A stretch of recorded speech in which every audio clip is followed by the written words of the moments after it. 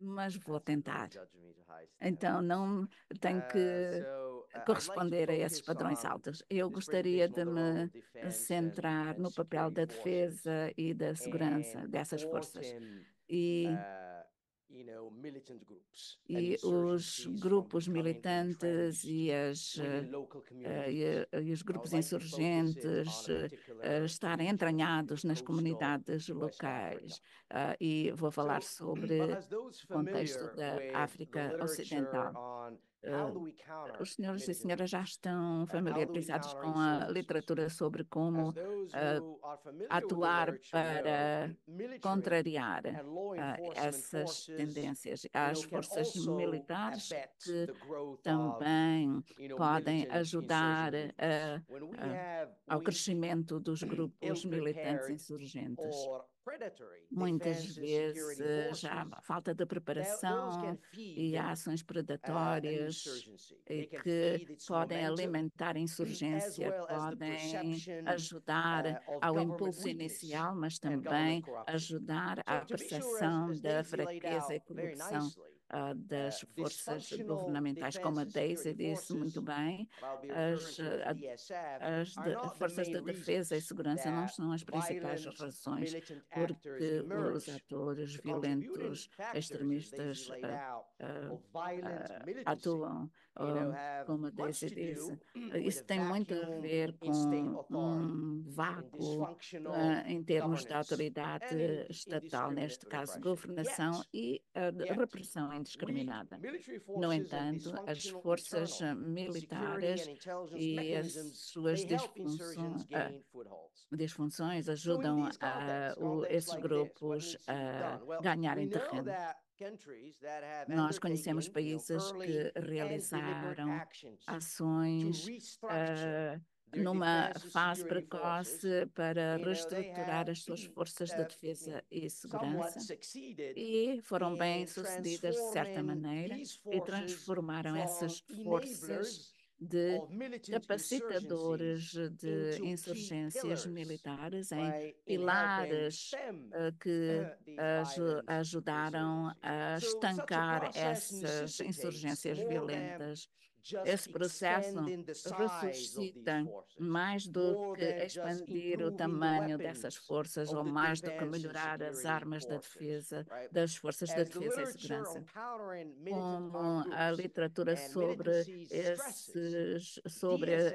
as ações de contra-terrorismo indicam que as forças de defesa e segurança não podem desempenhar um papel eficaz para ajudar os militantes insurgentes sem passar por profundas mudanças na sua doutrina, na sua estrutura, na sua abordagem e, claro, nas suas capacidades.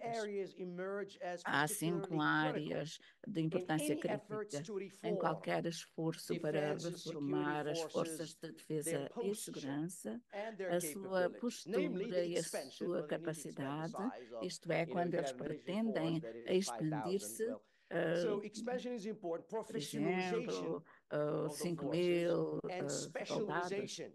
Tem que haver profissionalização e especialização dessas forças e também uma melhor coordenação das várias agências para trabalharem nas relações de proximidade com as comunidades. Isso nem sempre garante o sucesso. Essas reformas são importantes, mas só podem ser eficazes se forem acompanhadas por progresso na melhoria das capacidades institucionais, a criação de oportunidades económicas, a coesão social reforçada, justiça social e seriamente a explorar diálogo e negociações como ferramentas de negociação de conflitos. Nesta apresentação, analisamos o papel das forças de defesa e segurança e há alguns sucessos em alguns países, por exemplo, Benin, Togo, Côte d'Ivoire, esses países costeiros, Gana, etc.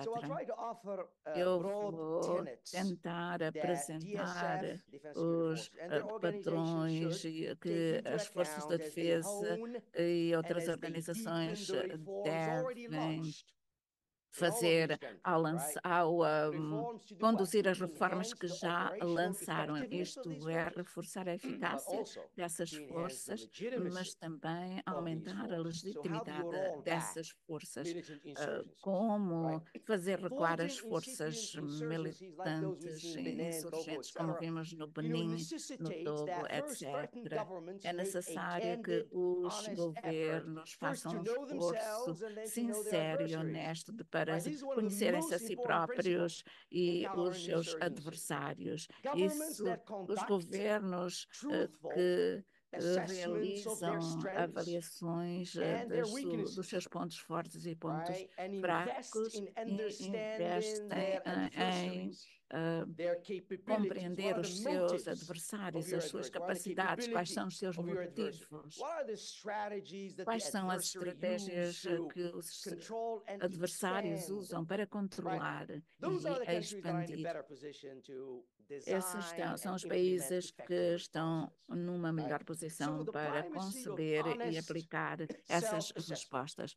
Primeiro, a autoavaliação e, e tem que também haver uma coordenação com o segundo princípio, que é importante, é a primazia política.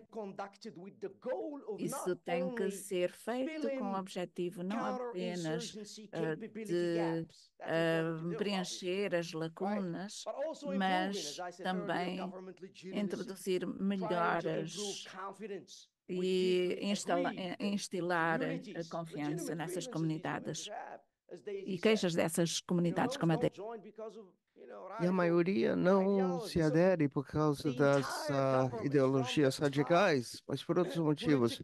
O governo lá de cima e os policiais até as linhas de frente, soldados, os policiais, jandarmas, todos esses precisam fazer a sua parte para criar confiança entre as populações.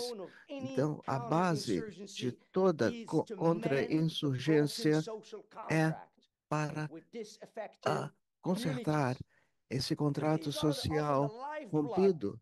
Isso é essa essência da insurgência.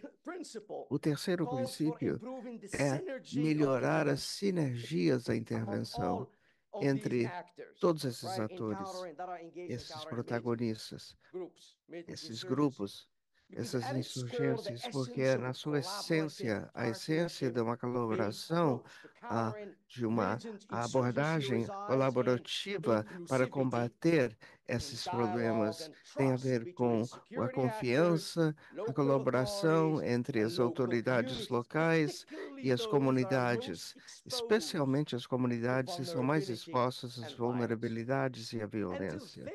E para muito recentemente, a, a antimilitância a, tem tido pouco envolvimento com as comunidades locais. As forças de segurança muito pouco levam em conta a diversidade, as necessidades diversas e as percepções e as preocupações das comunidades locais. Esses três princípios de contra-insurgência definem o caminho para imperativas específicas que precisam ser considerados no contexto de conter, prevenir e inibir essas insurgências, como estamos a verificar na África ah, Ocidental. Primeiro, a polícia, a implementação da lei, os grupos de implementação da lei, como estão representados aqui brilhantemente. Muito da literatura lê-se sobre contra-insurgência, fala-se do papel dos militares. Isso é muito importante, mas pouca atenção centrado na função da polícia nas operações de combate ao terrorismo, de combate ao extremismo. Para combater a insurgência, precisamos ter esforços precoces para, utilizando a polícia, gendarme, os agentes de civicultura, calibrando o desenvolvimento, portanto, as capacidades dessas agências, como a polícia e gendarmerie, ah, como os agentes florestais, a expansão desses, a profissionalização desses, são requerimentos chaves, porque tornam as ações policiais cada vez mais proporcionais e eficazes. Esses passos de modernização precisam ser integrados num esforço mais amplo para criar confiança por parte do público na polícia, na gendarme, nas agências de implementação da lei do governo, como melhorar os os métodos de entrega de serviço, porque as ações dessas agências policiais que melhoram a segurança, que melhoram as oportunidades de subsistência da população, a melhor maneira é demonstrar para as comunidades que o Estado está convicto a cumprir com a sua responsabilidade, que o Estado está dedicado a prevalecer, a ganhar a luta contra esses grupos. Agora, o governo precisa fazer um esforço honesto para criar essas capacidades, mas também a legitimizar essas forças policiais, porque eles são os importantes. Importantes porque não é só o que é moral, mas porque precisamos produzir informação acionável. Quando se tem ah, uma implementação da lei centrada na população, polícia, gendarmerie, que possa coordenar com as Forças Armadas e outras unidades de defesa, isso se torna um multiplicador em qualquer força para combater a insurgência violenta. Quando se lê essa literatura, e os especialistas conhecem isso, quando se tenta combater essas insurgências militantes, a literatura identifica, identifica a profissionalização e a coordenação entre as forças. Isso é um tipo de análise que informa as nossas atividades e isso informa as operações eficazes, mas essas capacidades muitas vezes são ausentes das operações, especialmente nos países da África Ocidental. Há muitos casos em que não funcionam, que são disfuncional e que não conseguem combater com essas insurgências, como no Sahel, onde nós registramos falhas por parte de grupos policiais, forças policiais débeis e que passam a alienar grupos e comunidades locais. Então, e como Togo, Côte d'Ivoire, Benin, todos esses países estão a reformar as suas forças com respeito à sua abordagem, aos seus deveres. Esses países todos, estamos bem afortunados que temos aqui os especialistas, como nessa sala, que estão a preencher essas lacunas e fazer com que as coisas funcionem bem e que melhorem, e que se aprimorem. Esse workshop hoje é desenhado para isso, e todas essas forças estão a aumentar o tamanho dos seus quadros, a sua especialização, o seu profissionalismo, a escala desses componentes, dessas reformas difere-se de contexto a contexto, mas os padrões das reformas demonstram muitos pontos em comum, seja no Togo, no Benin, Côte d'Ivoire, seja onde for Côte d'Ivoire, não precisamos entrar nos detalhes, porque não temos o tempo, mas é um dos exemplos de sucesso. É muito interessante verificar o que está a funcionar, o que não está a funcionar naquele país, mas não precisamos ir caso a caso. Todas essas reformas são difíceis de realizar, porque requerem mais do que a melhorar a eficácia operacional dessas agências de defesa e policiais. Nós mesmo no cerne da polícia e da gendarmerie, das Forças Armadas, precisamos realizar essas reformas, precisamos também legitimizar essas forças. Estou a ver Kat aqui, que é especialista na área de justiça e Estado de Direito. Ela pode falar muito mais sobre isso, mas isso tudo é muito difícil de se realizar em muitos casos, e especialmente na África costeira ah, ocidental, são quando se vê o barômetro africano, os, as instituições menos em que menos há confiança, infelizmente, são essas forças de defesa e policial. Muitas vezes o povo vê a polícia e foge, corre em outra direção. E a terceira imperativa é reforçar a institucionalização do processo interagência para neutralizar essas insurgências que continuam a emergir. Isso requer colaboração entre os setores de justiça, de segurança e os ministérios também, e as agências locais responsáveis por ampliar os serviços do Estado. Outra imperativa é criar comunidades de confiança. Criar comunidades de confiança entre as forças de segurança e as populações locais. Isso é crucial, um componente crucial para combater esses grupos criminosos, grupos militantes. Muitas vezes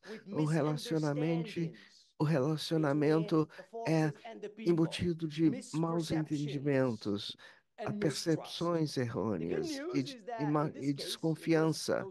Mas em África costeira ocidental, há muito assim, que as pessoas, infelizmente, sabem que há da importância do investimento essas coisas, seja Benin, Togo, Ghana, Côte d'Ivoire, todos adotaram ah, estruturas logísticas para melhorar, aprimorar a sinergia entre defesa, as populações e as autoridades locais.